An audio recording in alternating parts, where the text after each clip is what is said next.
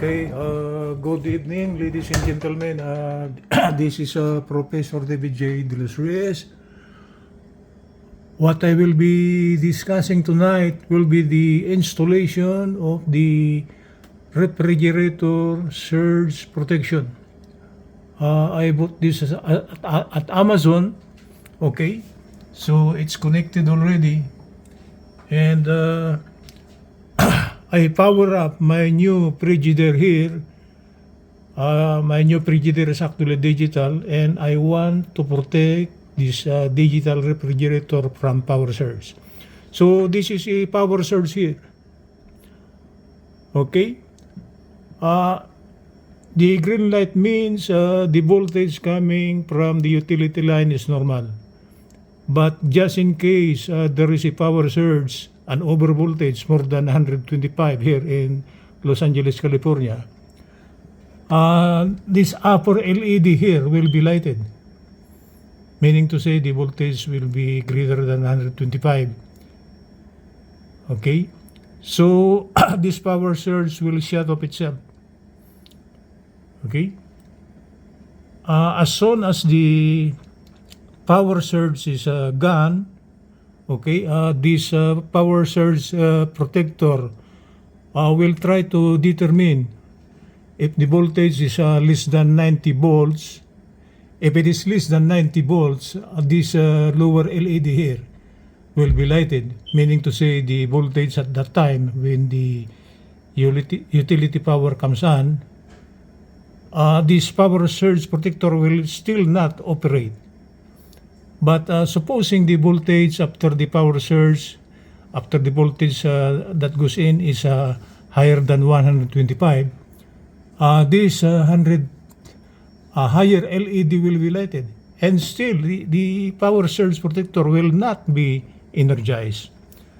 Okay, so what will come out is this blue LED here.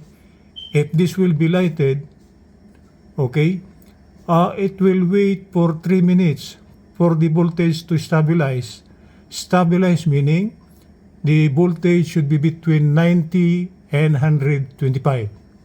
It should not be less than 90. Okay, it should not be greater than 125 for this green light here to comes in. Okay, supposing the voltage is between 90 and 125, it's supposing it's 118. The surge protector here got a microprocessor.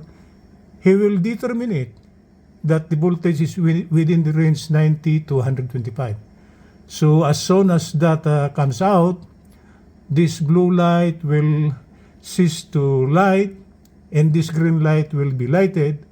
And when this green light is lighted, this power surge outlet now, okay, will now be ready to give the correct voltage. So as of the moment, the voltage is green, meaning to say the voltage is between 90 and 125, and the microprocessor of the surge protector will determine it.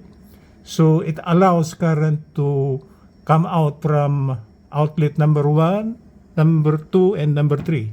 So these 3 outlets here are alive. But for the meantime, my only load for the meantime is just my new digital Frigidaire. So I plug it on outlet number 1. And luckily, right now, the voltage is normal.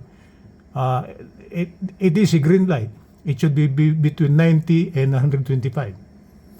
If it is below 90, this will not light green. If this is greater than 125, this will not light green. But as soon as the voltage will be between 90 and 125, the microprocessor of this one will determine it, and it's about time that it will energize this outlet here for the refrigerator to be energized. Okay? Since my refrigerator is actually digital, it got a microprocessor also inside because all the controls is actually power button. Okay? It's all on the button. Okay, that's digital. So it got a microprocessor inside, and I would like to protect the microprocessor inside just in case there is a power surge. I want the surge protector here to protect my digital refrigerator for any power surge. Okay? This is green light. So the voltage now coming out from this, from the outlet, is between 90 and 125. I think it's 118. So this is green light. This blue light here is actually a so-called time delay. When the power surge is gone, normal voltage will be again be energized to our houses. But this power surge will determine if that voltage is below 90 or greater than 125. So when that time comes, this blue light will be lighted. It is the so-called time delay. It's around 3 minutes. The microprocessor will try to determine if that voltage is within the range 90 to 125. So as soon as that voltage is between 90 and 125, this LED green will be lighted, meaning to say the voltage now is normal, and all loads connected to this will be energized with the normal voltage, not with the lower voltage or higher voltage. We want the voltage to be normal. Okay, that's the use of this power surge protector, protecting my digital frigidaire. Good evening from Los Angeles. This is Professor David J. De Luce.